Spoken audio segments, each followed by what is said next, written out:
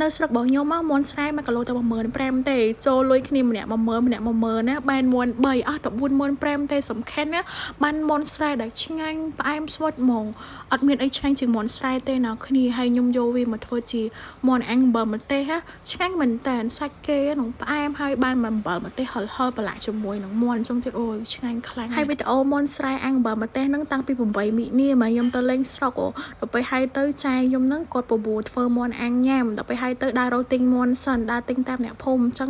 ហើយមន់ហ្នឹង1គីឡូតែ15000ទេយើងយកមកធ្វើខ្លួនឯងទិញបាន3មន់ហ្នឹងវា3គីឡូ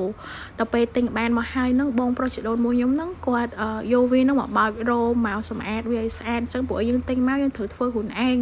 ហើយសុំទោសមែនតើអ្នកគ្នាអាចស្ដាប់គ្រឿងបើម្ទេសហ្នឹងខ្ញុំបានប្រាប់ពីរបៀបធ្វើទេតែខ្ញុំដាក់រូបមន្តនឹងគ្រឿងផ្សំនៅលើហ្នឹងឯងអ្នកគ្នាចាំជួយថតយកទៅធ្វើតាមហ្នឹងបើម្ទេសហ្នឹងប្រឡាក់ជាមួយមន់ណាតរយោរៀងហិលប្រៃផ្អែមដិតមិនឆ្ងាញ់ពេលដែលយើងប្រឡាក់បើសិនយើងប្រឡាក់នាងសាបបើសិនឆ្ងាញ់ព្រោះថាយើងប្រឡាក់ហ្នឹងយកមានញ៉ាំអីជាមួយទឹកត្រីកកងទៀតទេយើងញ៉ាំចាគ្រឿងផ្សំដែលខ្ញុំទៅសេមុនហ្នឹងអ្នកគ្នាអាចធ្វើតាមហ្នឹងបានមកល្មមឆ្ងាញ់ហ្មងណាដូចតែយើងបុកអំបិលធំតែគាត់ថាយើងដាក់ប្រេងខ្យងស្ករត្នោតអីចឹងអ្នកទាំងគ្នាយើងប្រឡាក់វាជាមួយនឹងសាច់មាន់យើងនឹងមកខ្ញុំនិយាយចេះតែខុសរហូតមានស្រាំដៃប៉ែអេមុននឹងប្រឡាក់នឹងដៃមែនណារោដៃនឹងពេញនឹងព្រោះថាមានម្ទេសហុយផងម្ទេសស្រស់ផងរោមែនតែអញ្ចឹងទៅក៏យកថង់នឹងមកប្រឡាក់ជាមួយនឹងសាច់មាន់និយាយទៅយើងប្រឡាក់យើងផ្អាប់វាទុក15នាទីឬក៏កន្លះម៉ោងទៅវាចូលជាតិសិនខ្ញុំម្លាយតែប្រឡាក់មាន់អញ្ចឹងទៅបងប្អូនខ្ញុំហ្នឹងគាត់ជួយបង្កាត់ភ្លើងវាកាត់ល្អហើយក្នុងការអាំងមាន់ហ្នឹងកុំអាំងបខំពេកបងប្អូនជួនកាលយើងអាំងបខំពេកសាច់វាអត់ឆ្អិនដល់ខាងក្នុងឯងបានតែក្រៀមខ្លោចខាងក្រៅទេខ្ញុំរៀងបខំភ្លើងបន្តិចគាត់ថាភ្លើងប៉ុណ្ណឹងល្មម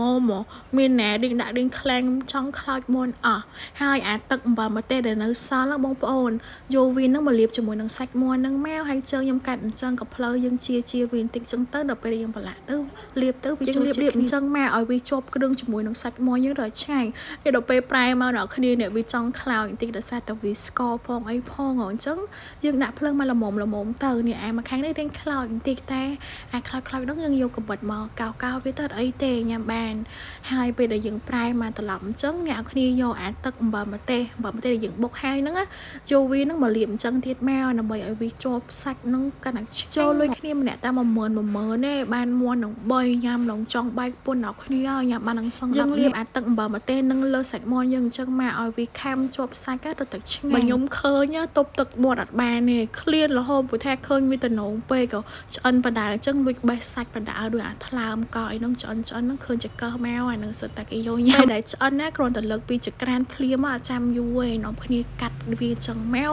ចែកគ្នាគាត់តែកាត់បដាហ្នឹងដៃលុកមកបដាណាគ្នាព្រោះថាឃើញវាតំណងពេកក៏សាច់គេដូចខ្ញុំនិយាយចឹងផ្អែមឆ្ងាញ់ណាស់ហើយស្វិតហ្មងជាតិហ្មងមុនស្រែគាត់ចិញ្ចឹមនៅតាមបើយកទៅធ្វើគ្រឿងខ្លែមកត្រូវលេខ1ហ្មងនាំគ្នាញ៉ាំឆ្ងាញ់លឹកដៃហ្មង